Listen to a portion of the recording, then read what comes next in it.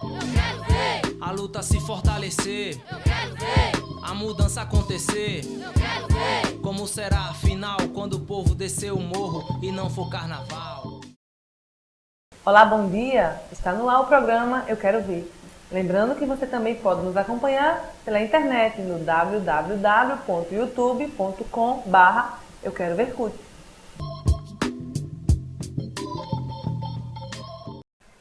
No último dia 18, a Central Única dos Trabalhadores realizou em 20 cidades brasileiras um ato público em defesa do aumento do salário mínimo e a atualização da tabela do imposto de renda. Para tratar sobre esse assunto, recebemos aqui Luiz Gomes, que é secretário de comunicação da CUT Alagoas. Bom dia, Luiz. Por que a CUT insiste nesse aumento para 580 do salário mínimo? Bom dia, Morgana. Bom dia aos telespectadores do programa Eu Quero Ver. Na verdade, a CUT insiste, e é uma luta importante, não só da CUT, mas do conjunto das centrais sindicais, na elevação do piso, que é o salário mínimo, para 580. A CUT entende que não basta só repor a inflação de 2010. É necessário repor as perdas inflacionárias, mas também ter ganhos reais, para que a gente possa gradativamente elevar o salário mínimo no Brasil ao patamar do DIEESE. Esse é o objetivo da CUT. Houve uma manifestação no dia 18, e nessa manifestação, em 20 cidades brasileiras, a CUT e as centrais expressaram o seu ponto de vista de que nós não podemos abrir mão de termos o salário mínimo de 580, ou seja, a correção da inflação 2010 mais ganho real. A proposta do governo é para quanto aumento? O governo inicialmente tinha proposto 540 e depois das discussões feitas com as centrais que apresentaram o 580, o governo chegou a 545, é insuficiente.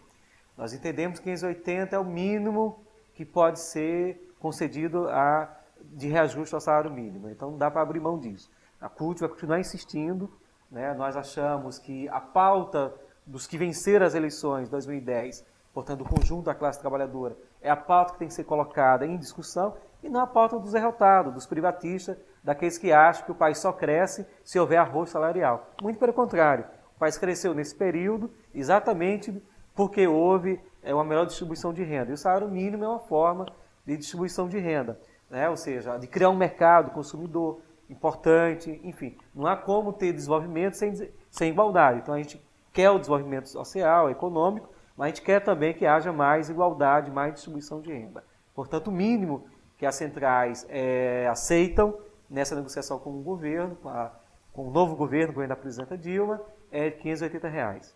Falando em Dilma, como é que está o canal de comunicação entre as centrais sindicais e a nova presidenta? O governo da Dilma, né, a gente espera que, de fato, seja a continuação desse projeto de mudança que a classe trabalhadora vem construindo ao longo desse período e que, na verdade, a gente esperava uma audiência com a presidenta Dilma para que essa questão fosse discutida. Depois do nosso ato, a gente conseguiu finalmente marcar essa audiência com a Dilma e isso é importante para que a gente possa discutir a recuperação do salário mínimo, garantindo já os R$580, a continuação dessa política de recuperação do salário mínimo, que significa a reposição da inflação do ano anterior mais ganho real e, ao mesmo tempo, também questões como a atualização da tabela do imposto de renda, porque nós sabemos que no Brasil o imposto não é progressivo, então nós temos as pessoas que têm muita riqueza que pagam pouco imposto. Então é justo que aquele que tem mais pague mais e o que tem menos pague menos. Não é necessário atualizar a tabela do imposto de renda para que essa injustiça que o imposto de renda comete com aqueles que são assalariados possa ser corrigida. Quando foi a última vez que essa tabela foi corrigida, do imposto de renda? Olha, essa tabela do imposto de renda deveria ser anualmente corrigida, mas infelizmente não é assim que se procede.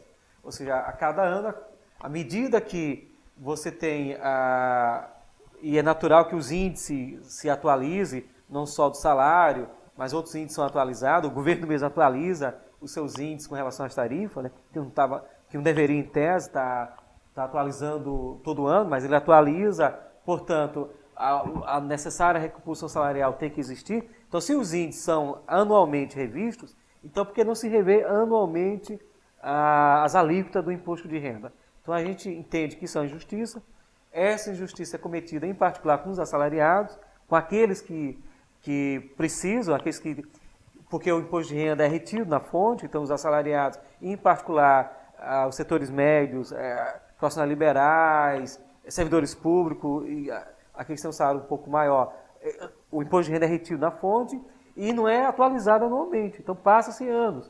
Então se faz muito tempo que essa atualização não vem acontecendo. Então a gente espera que isso aconteça agora, o momento é muito favorável para que haja essa revisão.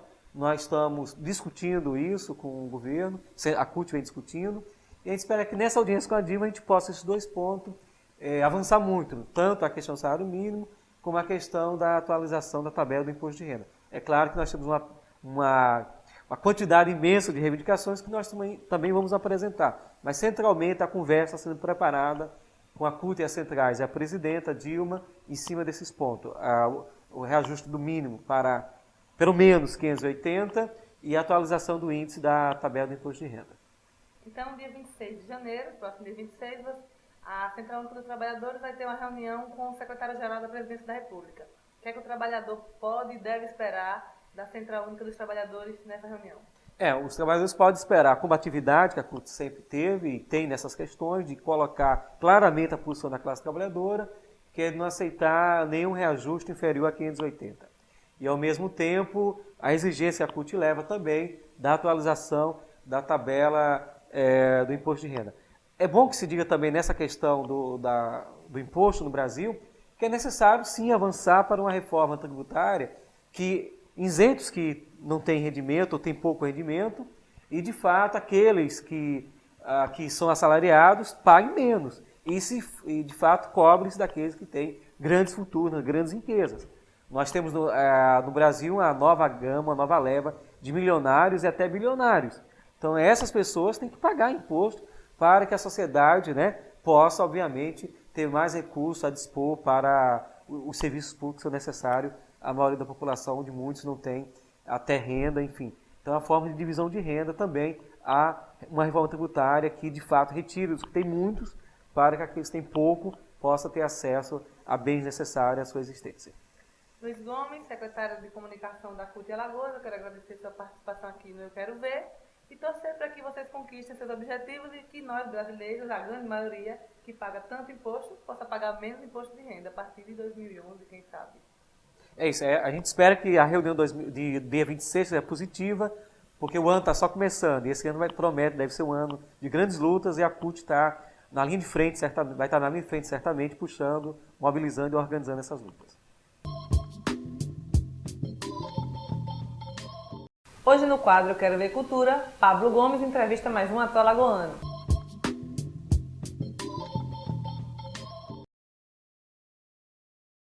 Olá, hoje a gente está aqui de novo com Eu Quero Ver Cultura, mas a partir de hoje vamos ter alguns quadros aqui do Eu Quero Ver Cultura muito diferentes. Nós vamos falar sobre arte. Eu vou trazer algumas pessoas da arte aqui em Alagoas, que está envolvida na literatura, no teatro, na música, na dança, no cinema, e nós vamos conversar sobre arte. E hoje eu trouxe aqui um colega meu, grande ator aqui em Maceió, Dado Araújo. Foi bom, Pablo. E Dado vem falar aqui sobre o seu trabalho. Eu não vi ainda o Camisa de Força, que é um espetáculo que está... O atual. Fala aí um pouquinho sobre esse espetáculo. Então, Pablo, o Camisa de Força é um espetáculo que já vem há 3 anos aí, teve mudanças de atores. E é um espetáculo que ele é baseado nas teorias de Freud.